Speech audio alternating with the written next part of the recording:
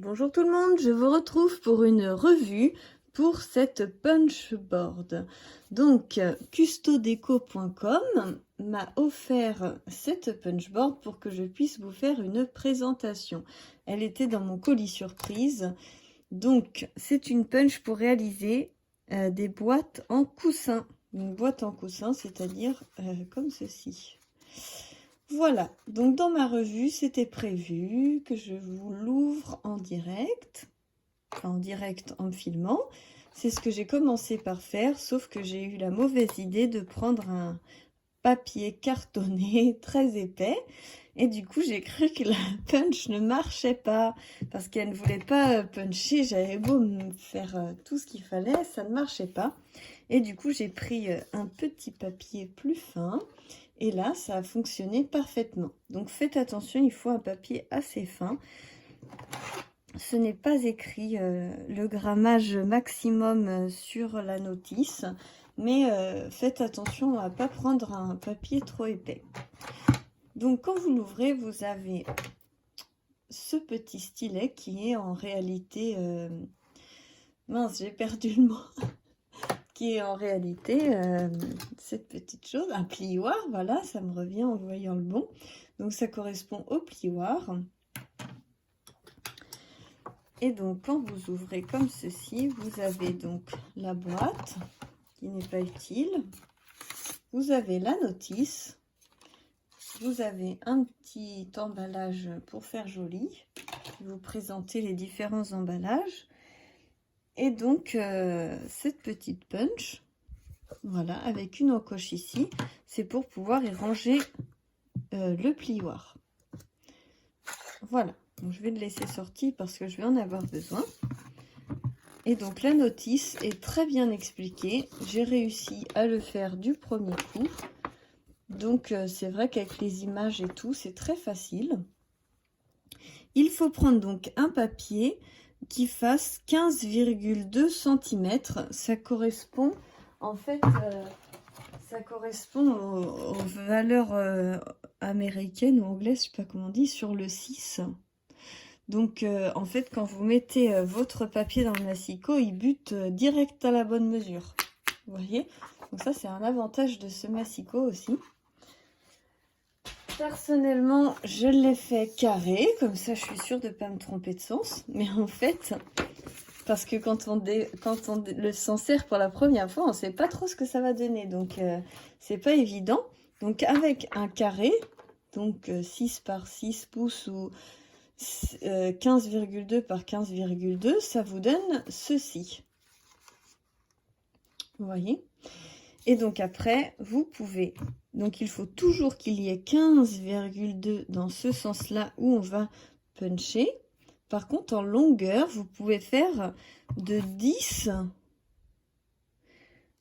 C'était écrit jusqu'à 30,5. Je crois que c'est... Voilà, de 10,2 et jusqu'à 30,5 selon la longueur de la boîte qu'on souhaite. Donc, on va refaire exactement la même boîte, comme ça, ça va bien se passer. Donc, il faut bien qu'il y ait 15,2 dans cette longueur-là. Après, plus bas, on s'en fiche. Voilà. Donc, on positionne. Vous avez Start Line, donc la ligne de départ. On y va, on positionne. Donc, il faut bien vous aider du trait parce qu'en fait, il n'y a pas de butoir. Hein. C'est mou. Parce que vu que ça va couper, il n'y a pas de butoir. Donc, vous avez juste ce tout petit butoir qui vous aide à vous guider. Donc, il faut bien regarder la ligne pour bien se mettre droit. Voilà. Quand vous êtes droit comme ceci, hop, je rapproche un peu la punch parce qu'il faut que j'appuie dessus et c'est pas non plus... faut quand même avoir un petit peu de force. Donc, voilà. Donc, je punch. Et ensuite, vous avez une ligne ici. Donc, vous n'allez pas... c'est pas facile. Vous n'allez pas jusqu'au bout, ça dépasse, c'est dans le vide. Après, vous vous arrêtez jusqu'en bas, ça marche très bien. Et là, vous suivez le cercle, l'arc de cercle. C'est très facile hein, parce qu'il y a un trou en dessous. Donc, vous voyez, ça a punché comme ça. j'ai fait les marquages, vous avez un guide. Donc le couteau, il se met très très bien dans les lignes. C'est facile, hein. Ensuite, très facile, vous continuez, ça va suivre là, ici, ça va bien épouser le papier. Donc vous mettez bien droit. Et il faut aussi que, attendez, je le rapproche, il faut que votre trait que vous avez fait tout à l'heure, le marquage, soit aligné à la petite patte. Et ensuite, vous punchez, voilà, et vous faites la même chose.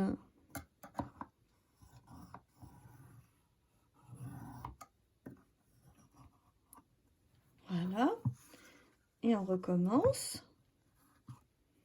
Ça s'épouse parfaitement dedans, hein, donc c'est super. Après, il faut bien aligner. Hop, on voit bien que là, c'est aligné. On punch et on fait le petit bout d'arc de cercle, puisque là, il n'y a plus de papier. Donc, vous vous retrouvez avec ceci. Voilà. Ensuite, il faut retourner le papier. Retourner le papier, c'est-à-dire le retourner comme ceci. Parce que si vous le retournez comme ceci, ça va être là. Et du coup, ça ne va pas. Il faut que ça soit en face. Donc, vous avez votre feuille comme ça, vous retournez comme ça. Et on fait la même chose. On punch, on vient marquer. Et là, vous voyez, on rejoint le trait qu'il y avait avant. On fait pareil. On se repositionne. On punch. On marque. Voilà. Et on se remet encore comme ceci. Voilà. On punch. Et on marque. Voilà. On voit bien de ce côté-là. Ensuite, vous tournez la punch. Et vous allez voir, il y a carrément, c'est mis. Donc, vous allez tout simplement mettre votre papier comme ça dedans. Ça suit bien, hein. Et donc, on punch, ce qui vous fait une petite encoche. Et là, pareil, vous mettez. Et ça vous fait la petite encoche. Voilà. Donc là, on n'a plus besoin de ce petit appareil. Je range le petit couteau. Et donc, on va venir couper ces deux petits morceaux en trop.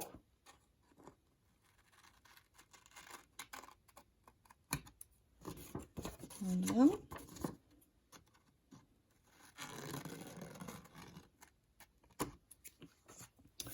Voilà. Ensuite, donc vous allez venir plier comme ceci. Et là, vous allez venir mettre du double face, de la colle, ce que vous voulez, mais on va coller cette pâte. Donc, moi, je vais venir mettre de la colle double face. Voilà. Hop. Tac.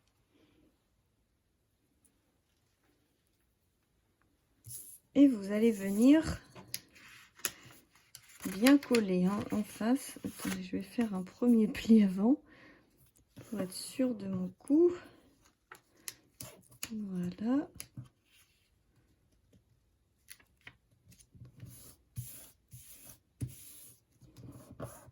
Et voilà. Ça vous fait une petite pochette plate. Et donc, vous la bombez comme ça vous-même. Vous appuyez celle qui a la petite encoche pour que ça soit plus facile à sortir. Et vous venez rabattre l'autre.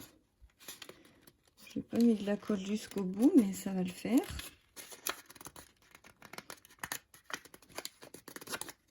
Voilà, impeccable. On fait pareil de l'autre côté.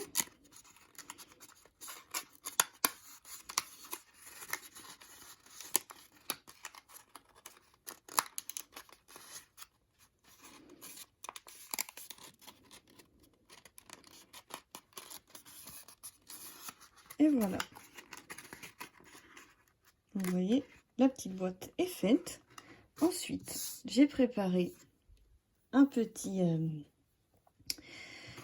bout de twine. Donc, je le passe comme ça dans chaque côté des cornes. Je tourne comme ça et je reviens devant. Voilà.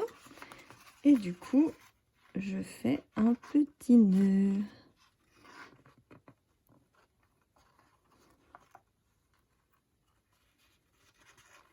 Voilà. Un double nœud. Vous voyez, c'est tourné comme ça. Et là, je vais mettre... Là, je pourrais mettre le nom de la personne. Je vais mettre, hop, la petite étiquette. Et je vais venir faire un joli petit nœud.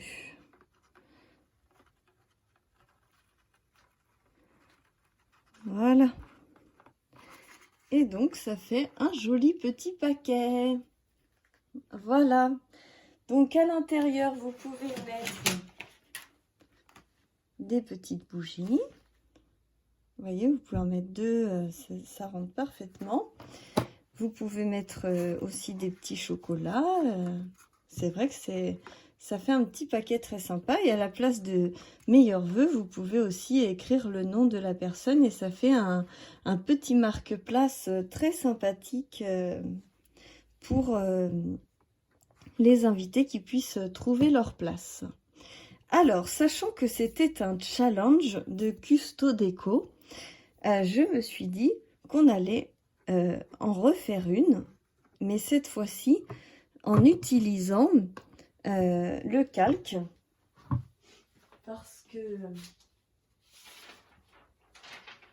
dans la boîte il y avait ce magnifique calque qui est juste sublime, et je me suis dit que c'était l'occasion de le faire en créant une petite fenêtre où ça serait légèrement transparent, mais sachant que c'est du calque, c'est quand même un peu opaque. Donc, je vais réaliser ça tout de suite avec vous. Donc, si vous étiez intéressé que par la revue de la punch, donc c'est fait. À vos papiers, achetez cette jolie petite punch, et puis vous pourrez faire des jolies petites choses pour Noël. Et où est-ce qu'il marque? Là, vous avez plein de petits exemples qui sont très sympas. Et donc, à suivre, un tuto challenge. Et je vais utiliser, pour pouvoir mettre 2 bougies, je vais plutôt essayer de mettre les 3. Comme ça pourrait être sympa avec le calque. Et ces bougies-là sont dans le déstockage sur Custo Déco. Donc, n'hésitez pas à aller vite en profiter avant qu'il n'y ait plus de stock. Parce que des jolies bougies comme ça, roses, avec du plastique et non du métal, c'est vraiment très chic et très joli. Donc, on y va comme ça. Alors, je vais reprendre mon massicot.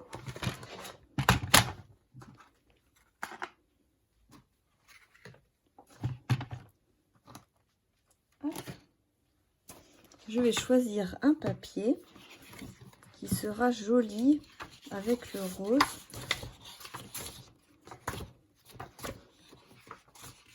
Donc je voudrais prendre celui-ci qui reste quand même discret. Hop.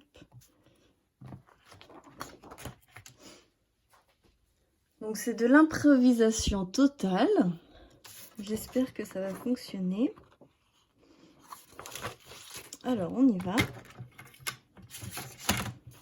Comme je vous ai dit, 15,2 c'est à la butée.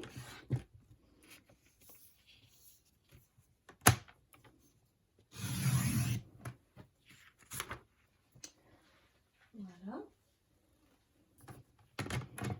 Et après, je veux le faire un tout petit peu plus long. Parce que je voudrais y mettre, donc là, je voudrais y mettre 3 bougies. Et là, c'est un peu juste. pour 3 bougies. Donc il faut rajouter un petit peu. Elle est où ma petite règle? Là on est à... c'est celle-là, on peut voir. On a 12,5 en prenant 15. Donc, on va rajouter 3 cm.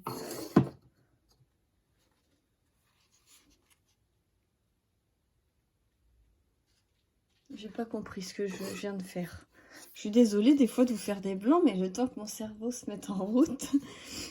Alors, actuellement, la boîte fait 10 et on fait 15. Donc, il y a 5 cm qui partent dans le pliage. Donc, si je veux que ma boîte fasse... C'est des maths, hein, le scrapbooking. 13, il faut que je fasse 18. Ah là là, je suis désolée, des fois je me fatigue moi-même. Alors, 18. Tac. Et voilà.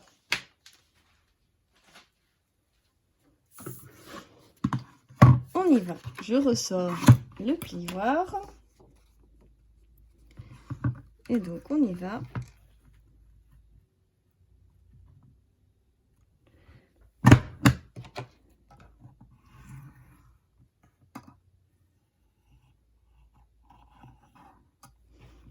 Voilà.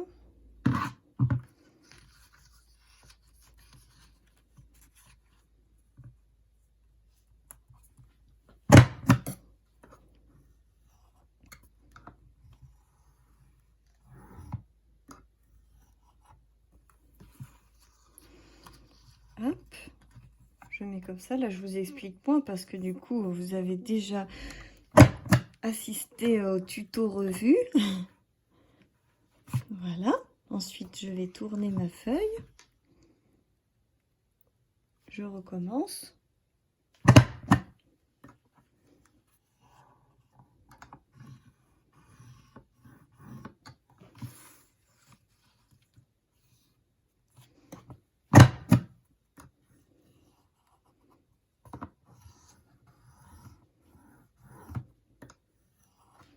Voilà. Hop. Je retourne la punch. Je viens positionner mon papier. Tac. Voilà. Hop. Ensuite, je vais prendre mon cutter.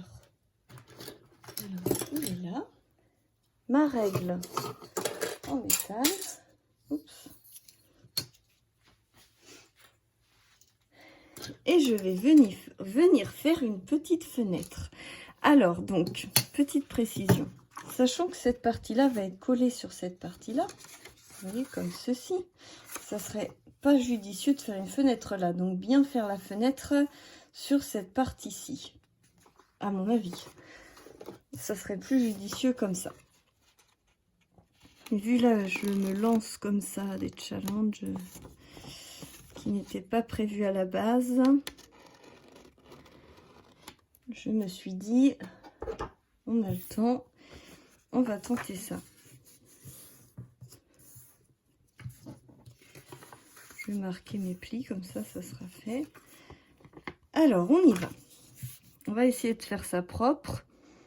Parce que moi, je me connais avec les improvisations. Là, je regarde si ma lame, elle est pas en trop mauvais état. Alors, je vais commencer là. Honnêtement, on voit pas grand-chose. Tac. En fait, je vais faire un petit truc un peu bizarre, mais vous voyez, ma règle fait pile la taille de la fenêtre qui me plairait. J'ai à peu près de chaque côté, là, la même taille. Je vais vérifier. Alors, là, j'ai presque 1,5. Et là, j'ai presque 1,5 aussi, donc c'est pas trop mal comme ça. Je vais couper un coup de chaque côté de ma règle. Alors, je regarde avec la brillance où est mon départ. Ça va être un peu compliqué dans ce sens-là. Comment je peux faire? Bon, le mieux, ça va être de le dessiner avant et de couper après. On va être raisonnable cette fois-ci parce que j'aimerais bien pas trop me louper. Donc, on va faire à peu près 1,5. 1,5.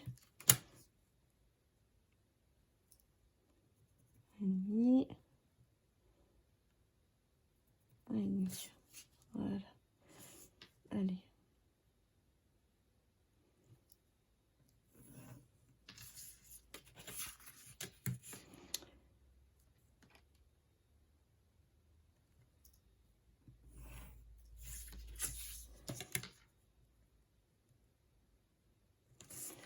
Alors, on va essayer de se mettre droit quand même.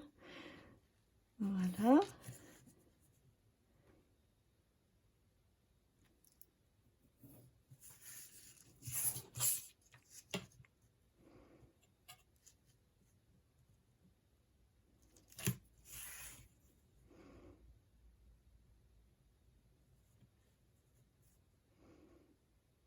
On va tracer les là. Hop. Voilà, j'ai fait du vrai travail de pro pour une fois. Je m'envoie des fleurs, je sais. Allez, on y va. On y va en mode je coupe maintenant que j'ai fait mes tracés.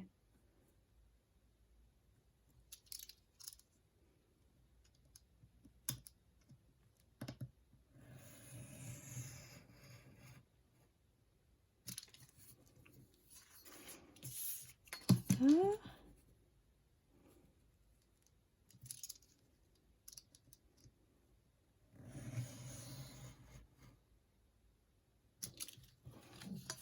Voilà.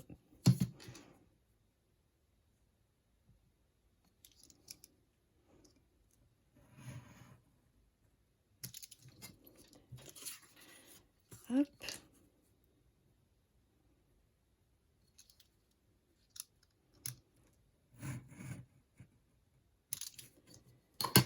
Je pense que si vous avez un joli die rectangle, c'est l'idéal de l'utiliser à ce moment-là.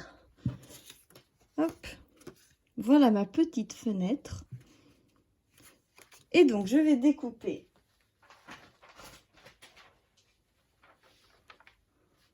un bout de calque.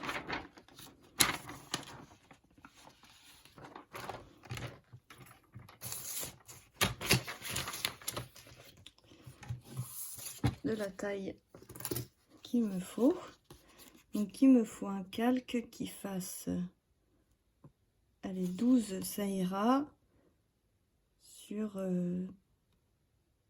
quasi 6.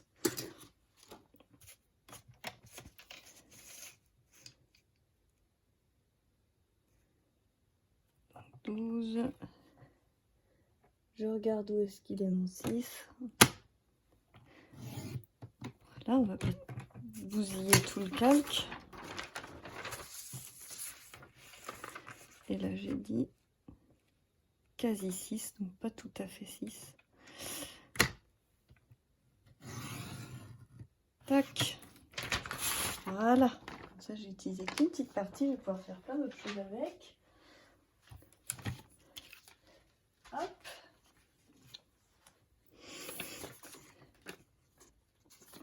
Je vérifie que ça se mette bien. Oh, c'est pas tout mal du tout. Alors, je vais mettre du collant autour.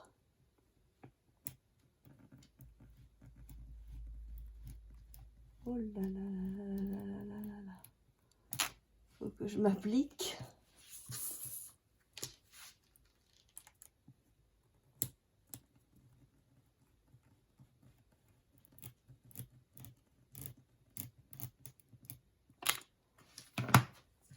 un peu limite là. Hein. Ça dépasse pas. C'est le principal.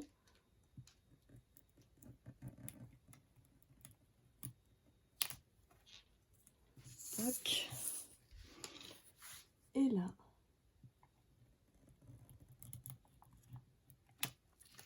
Voilà.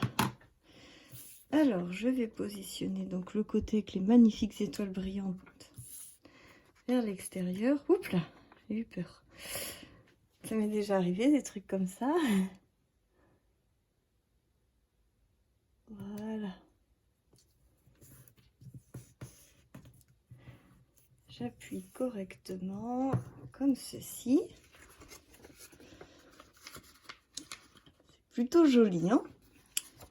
Alors, ensuite, je mets du collant ici.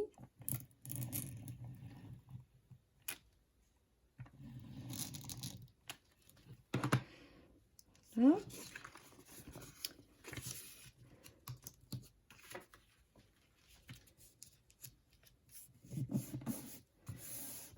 Voilà.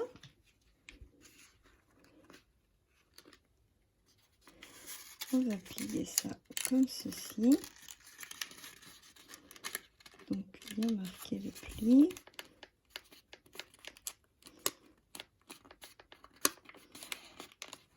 Voilà. C'est très joli. On va mettre les 3 bougies à l'intérieur.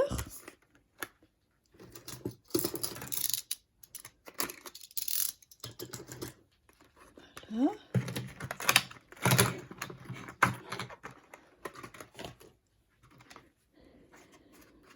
Tac.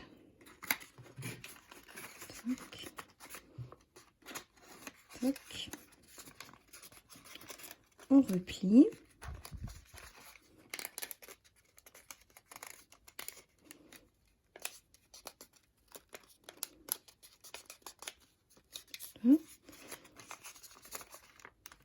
C'est très joli comme ça. Vous voyez, on voit légèrement, mais pas trop. Hop. J'ai de la toile comme ceci. Donc c'est de la rose et doré. Je ne sais pas si on voit bien le doré.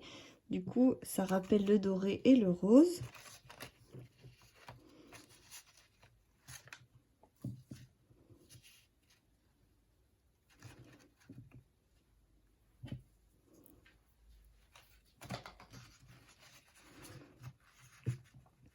Je regarde pour la taille. Si c'est bien.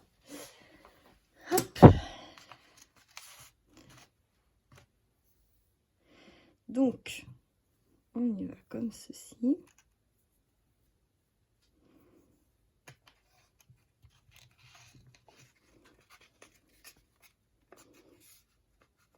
Je ne vais pas le faire droit.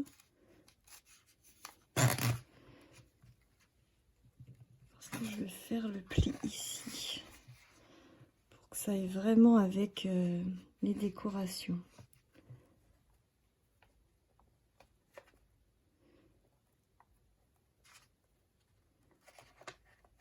Voilà. Et voilà. Donc, comme ça, je trouve que c'est joli. Je vais chercher un petit tag. Donc, vous en aviez dans la collection Isatis, il m'en restait. Et donc, je pense que celui-ci vraiment se prête bien à l'histoire. Et en plus, je pourrais mettre le prénom de la personne que je souhaite, à qui je souhaite offrir ce petit présent. Voilà. On va s'appliquer pour faire un joli petit nœud.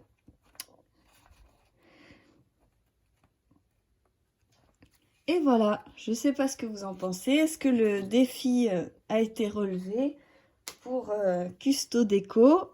Donc, la revue avec la punch, comment l'utiliser. Je vous la remets, hein. C'est la star de cette vidéo. Et ensuite, le challenge pour utiliser donc le calque, le magnifique calque que j'ai eu en cadeau surprise. Voilà, j'espère que ça vous aura plu. Je vous fais plein de gros bisous et on se retrouve très vite pour de nouvelles aventures. Bisous, bisous!